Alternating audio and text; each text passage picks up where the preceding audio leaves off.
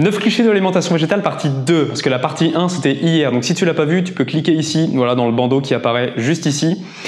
Et voilà, aujourd'hui, partie numéro 2, parce que hier, j'avais pas le temps de tout dire, la vidéo aurait été beaucoup trop longue. Si tu me découvres grâce à cette vidéo, moi c'est Alex en conscience, parce qu'on parle sur cette chaîne YouTube de comment manger en conscience, comment changer de vie en conscience et comment être conscient de notre propre corps, être conscient de notre alimentation et de notre existence sur Terre. Alors je t'invite maintenant à t'abonner si c'est pas encore fait. Maintenant, c'est parti. Le premier cliché de l'alimentation végétale, donc partie 2, c'est que quand on a l'alimentation végétale, on va manquer de protéines. Ah oui, dans les légumes, c'est vrai qu'il y a très peu de protéines. Quoique dans les pois, il y a beaucoup de protéines. Mais alors pourquoi est-ce que cette alimentation végétale serait pauvre en protéines? Ça sous-entendrait quoi? Ça sous-entendrait qu'on ne mange pas de céréales. En fait, si vous regardez dans le blé, par exemple, il y a entre 10 et 15% de protéines. Le sarrasin, pareil, entre 10 et 15% de protéines. En plus, le sarrasin, pour les gens qui sont intolérants au gluten, c'est très intéressant parce que ça ne contient pas de gluten. Le blé, le seigle, le petit épeautre, tout ça contiennent du gluten, mais le petit épeautre et le seigle en contiennent pas beaucoup. Il y a également les graines de chia, les graines de lin, il y a les graines de chanvre, il y a beaucoup de graines comme ça qui contiennent énormément de protéines. Donc non, je vous rassure, on ne manque pas du tout de protéines. En plus de ça, ce cliché, il vient du fait qu'on a l'impression qu'il faut manger énormément de protéines pour être en bonne santé. Comme si on devait manger, je sais pas, 200 grammes de protéines par jour. Sauf que selon l'OMS, quand on est une personne normale, on devrait consommer 0,5 g de protéines par kilo de poids de corps. Donc pour une personne de 70 kg, ça veut dire qu'il faudrait consommer 35 grammes de protéines par jour. Et 35 grammes de protéines par jour, c'est vraiment facile à trouver. L'OMS conseille d'ailleurs de multiplier ça par un coefficient, alors je sais plus lequel, et on arrive à 0,8 grammes de protéines par kilo de poids de corps. Donc finalement, c'est facilement acceptable, c'est facilement atteignable.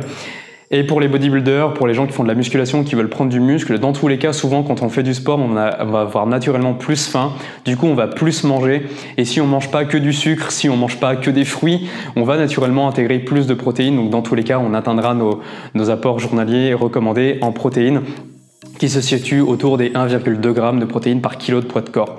Donc ça c'est le premier point, et je vous assure qu'on ne manque pas du tout de protéines dans une alimentation végétale. Il n'y a qu'à voir l'apport en protéines dans les haricots rouges, les haricots blancs, les pois chiches, dans tout ce qui est légumineuse, les lentilles, etc.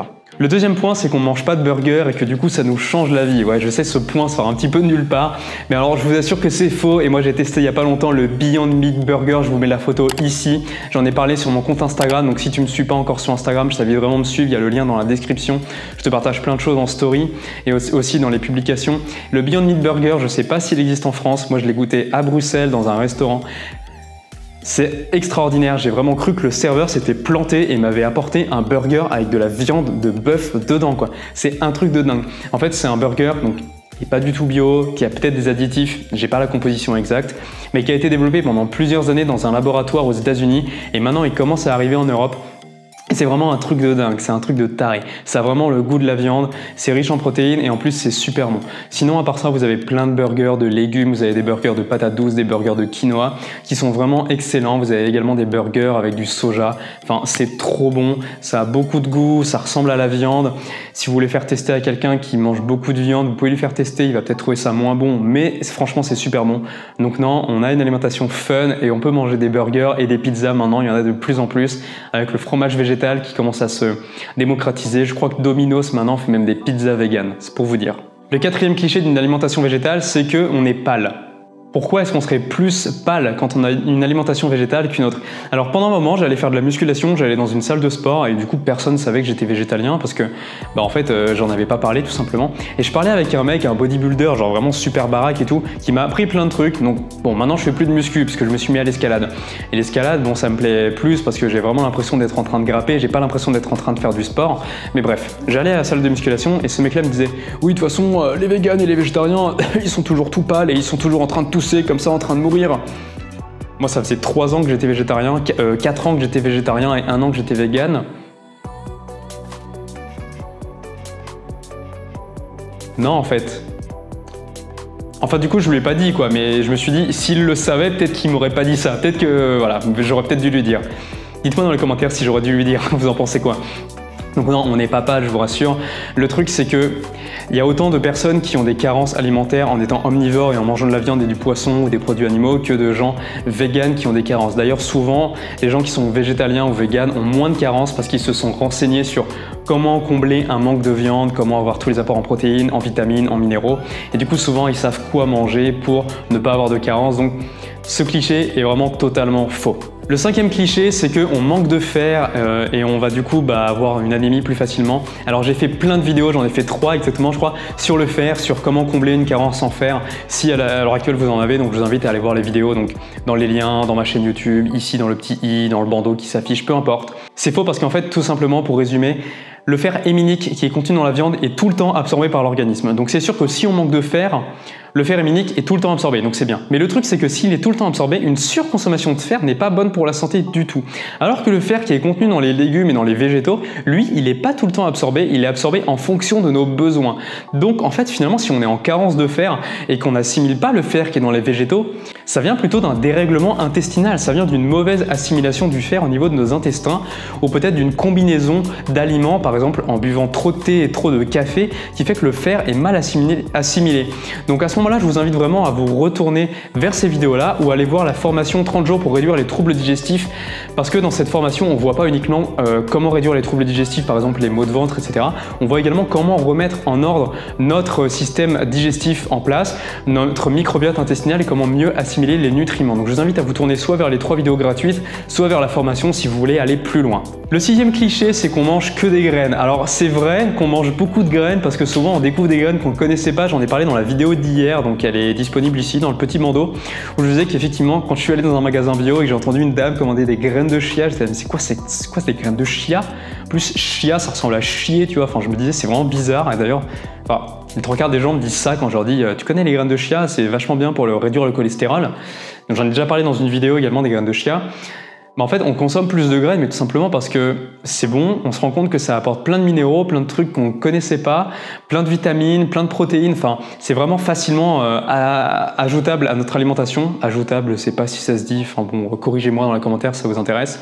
J'ai pas de meilleur mot. Donc effectivement, on mange plein de graines, mais comme dirait le maître d'armes dans Kaamelott, je ne bouffe pas de graines.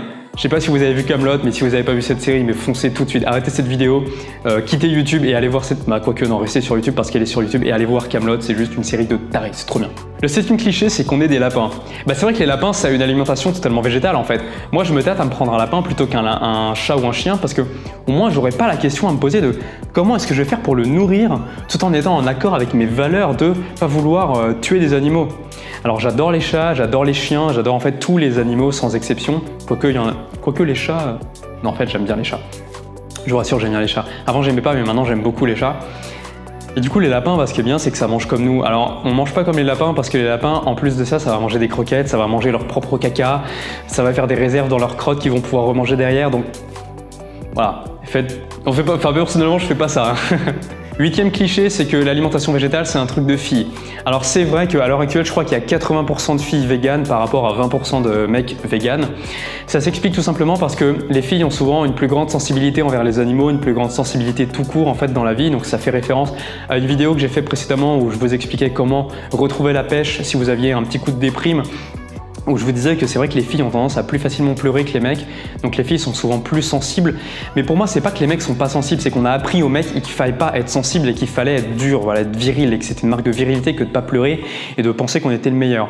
Et d'ailleurs, il y a une discrimination à l'heure actuelle pour les mecs qui sont véganes, c'est que les mecs ne veulent pas être véganes parce que pour eux manger de la viande c'est être viril, manger de la viande c'est prouver qu'on est un mec. Alors pour moi c'est une vraie connerie, tout simplement parce qu'en fait l'alimentation ne devrait pas définir si on est viril ou pas, ça devrait pas du tout se définir comme ça. Et d'ailleurs être viril, qu'est-ce que ça veut dire? Est-ce que ça nous met au-dessus des autres? Bon, on pourra en reparler dans une prochaine vidéo, dites-moi si ça vous intéresse dans les commentaires en dessous. J'en ferai peut-être une vidéo plus tard parce que c'est un sujet que je trouve quand même intéressant.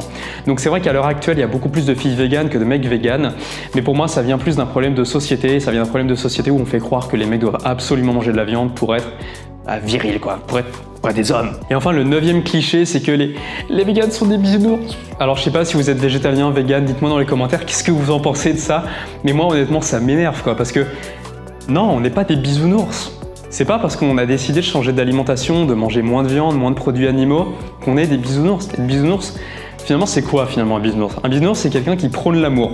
Donc moi, si je peux prôner l'amour de mon prochain, si je peux prôner l'amour de tout le monde et de tous les êtres vivants sur Terre, sans exception, tout en étant en bonne santé, en ne me mettant pas en danger. Parce que à l'heure actuelle, si vous êtes vegan et que vous avez des problèmes de santé et que vous êtes obligé de remanger des produits animaux pour être en bonne santé, ne vous faites pas avoir. Ça peut arriver, c'est pas grave. C'est pas grave, ne sacrifiez pas votre santé. Ne sacrifiez pas votre santé. À la limite, mangez des œufs. Déjà, il y aura beaucoup de protéines, beaucoup de nutriments, mais ne sacrifiez pas votre santé. Voilà, on n'est pas dans un monde de bisounours non plus. On essaye juste d'avoir une alimentation plus saine. Donc j'espère que cette vidéo vous a plu. Elle est maintenant terminée. Si ça t'a plu, laisse le gros pouce bleu comme tu fais d'habitude. Ça fait toujours super plaisir. Commente et partage cette vidéo sur tes réseaux sociaux, sur Facebook, sur Instagram, partout. Ça me fait vraiment super plaisir. Tu peux me suivre également sur Instagram, sur Facebook. Il y a les liens dans la description. Je te laisse là, mange et vis en conscience, jeune pouce. C'est le plus important. Ciao!